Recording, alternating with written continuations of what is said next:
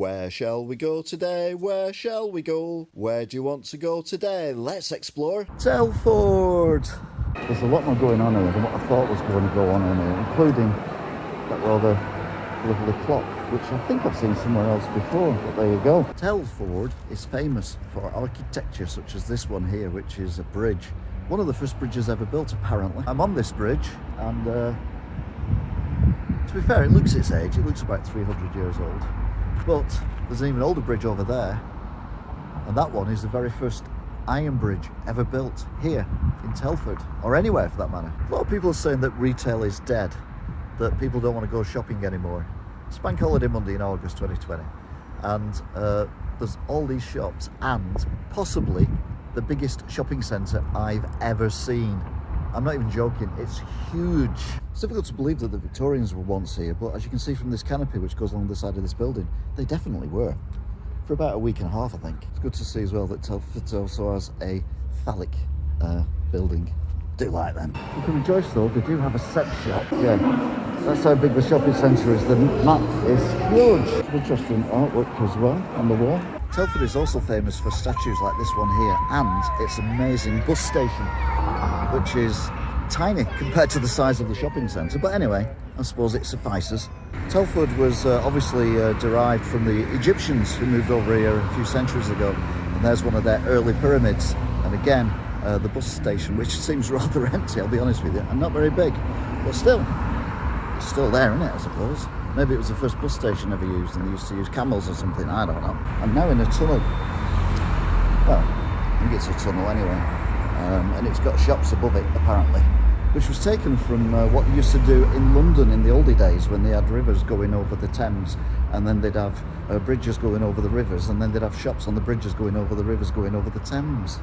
Sadly, due to the heat wave that we had earlier on this year, all the street lamps in Telford have melted a little bit, so they've got a little bit bendy, but well, they're not falling over, so it's fine. Here on International Way is the International Centre, but it's not international at all, it's just here in Telford, it's nowhere else. So maybe we should just call it the Telford Centre. It's not even in the centre, so maybe we should call it the Telford Edge. They even have a fun fair that rivals Blackpool's fun fair. Brilliant. They even have a man-made lake with a lovely water feature. Isn't that beautiful? I love it here, it's great. In fact, not happy with one lot of water, they've got 2 lots of water, but there doesn't seem to be much going on in them, other than it's somewhere to put this rather fabulous sculpture that they've got next to. So I suppose that's the reason for having a load of water in it. Telford apparently, it was 50 years old ago quite recently, so they've done this rather long mural, but they put it backwards, that says what happened during the history of Telford, all the way back to its first 50 years. But the Ironbridge is like 500 years old, so I think they've got the facts wrong. Maybe someone's nicked the one off it, but either way, it's quite impressive if you can be bothered reading it, which I can't. It says allegedly it started in 1968. That started before then, but never mind. Telford are very proud of the Victoria Woodlink that they've got, and sadly she passed away a while ago. Their most favourite song was We'll Meet Again, so they built this statue, but I don't think whoever built the statue knew what the words were. Never mind. Unusually they have an ice rink here in Telford. I say unusual because I don't know many places that do, but unfortunately it's melted. Now it's just soft play. Oh! Behind me is Albert's shed. I think they're being a bit modest, that's a bit more than a shed, unless all sheds look like that around here. Right in the town centre, we've got some fabulous hotels, high quality ones like the Premier Inn behind me, and even further behind me we've got the Travelodge as well. So high quality hotels here in Telford if you want to stay overnight. Don't know why you would, but plenty of hotels. It was going so well, and then I found out it's a university city town, which means of course that the education here must be very poor because people have to keep in education till the mid-20s. It's a shame because it's such a nice place. Maybe the schools haven't been built properly, I don't know. Some people say my videos are a load of bull. That's rubbish. That's a load of bull though. The good news is, as well as an amazing bus station, which is very small, they have these taxis as well. Well, I've tried to hail this one, but the driver's not in it. I just assume he's social distancing. The Telford Centre's had a new look recently. It's there. Telford's even got its own House of Fraser. Yeah, for now. That there is a long stay car park. I get the idea people don't want to stay long in Telford. I can understand why. Everything in Telford is on a massive scale, including this patio, which is very popular with the locals, though not today for some reason. They've even got an Odeon cinema movies place there, which is really busy today. Car park is rammed. The building behind you might think you're in Dallas in the 1980s, but you're not. You're in Telford in the 2020s. They're all so up to date with stuff, it's unbelievable.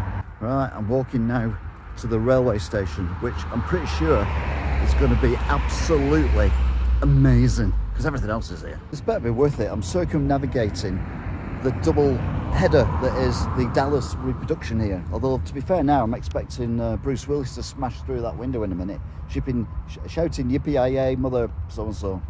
Oh, I'm getting lost now.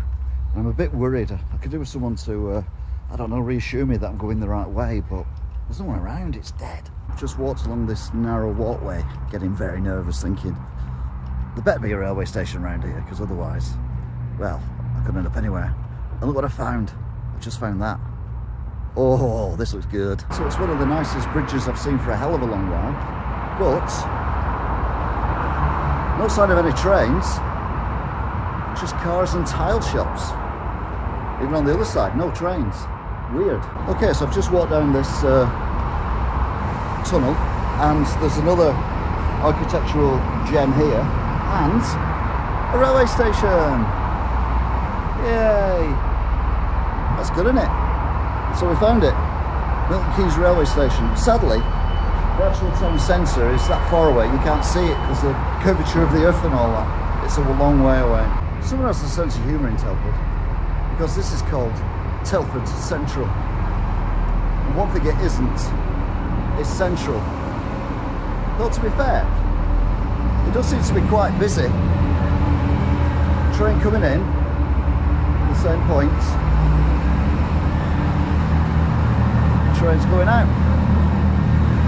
And it goes into the tunnel as well. It's very exciting. If you like trains, come to Telford, it's lovely. This raised walkway takes you over a railway line, and a cycle lane, a motorway, and a 3-lane road.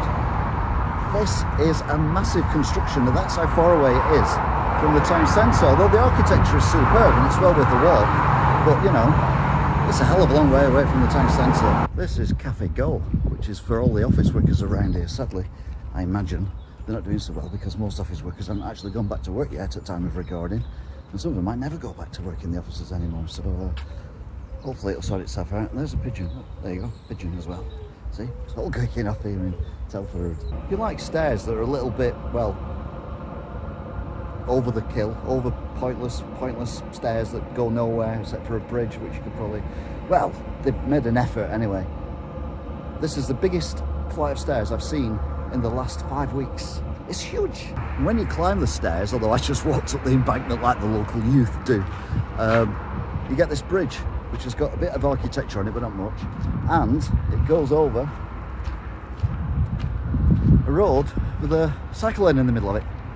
Well, I don't think it is a cycle lane, but you never know. Okay, I've never seen that before. Yeah, I've seen Aldi's before, but I've never seen one that's got a traffic light system so that you know whether you can go in or not. Epic! Again, some more weird architecture going on. Trying to be somewhere where it's not. It's Telford, it's not anywhere else. I'm genuinely surprised that a town this big's only got one sex shop in it, but there you go. They've even got a sculpture on the wall that lights up. Even more impressive is the fact that they've actually got a Ryman's and it's still open. I thought they'd gone bust ages ago. So if you want to come somewhere that's got nice buildings, buildings that are in the wrong century, the wrong decade, a railway station that's way too far away, a massive shopping centre, more car parking than you could ever imagine, you can do a lot worse than come to Telford. But whatever you do, don't park in this car park, because apart from social distance not being observed there,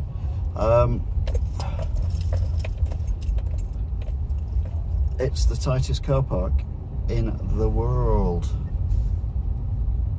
Even makes the one in Wigan look roomy. Holy dear. Oh no, we're out. We're out. No, we're not.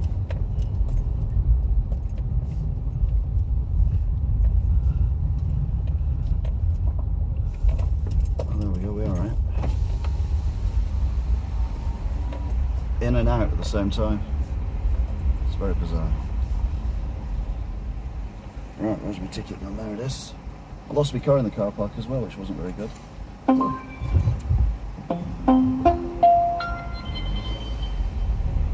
Okay, so you want to come somewhere that's got weird music that plays when you pay for your car parking, do a lot worse than come to Telford.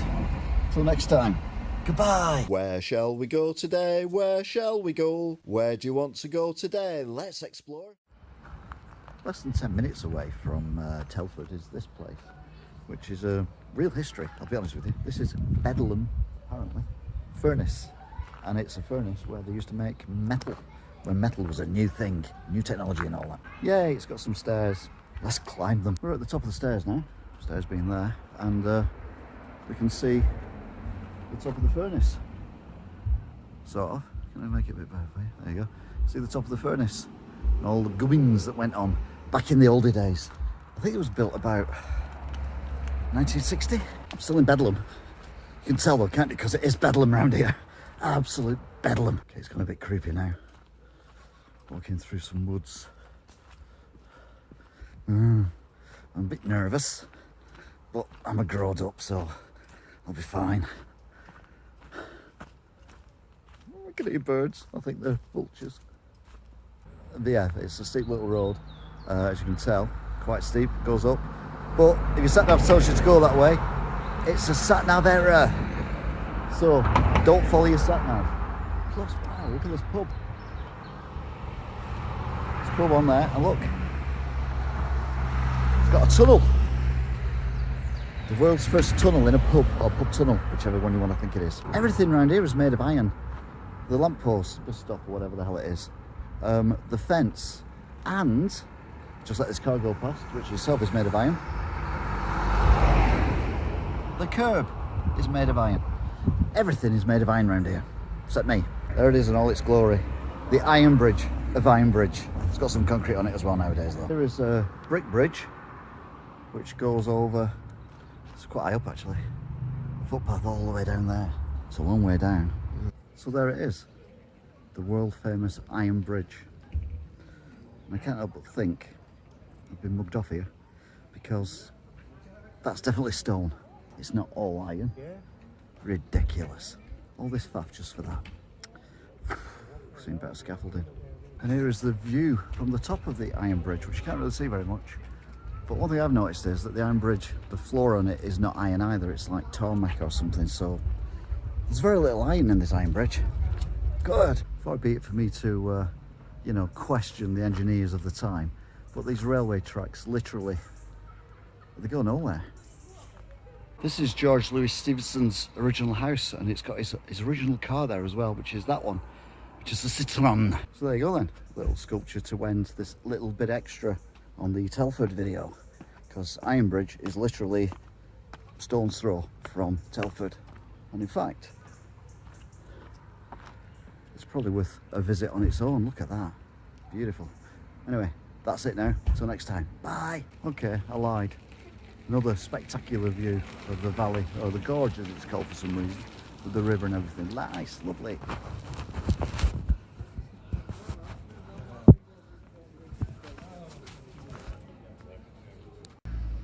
I don't really go to Telford, but anyway, yeah.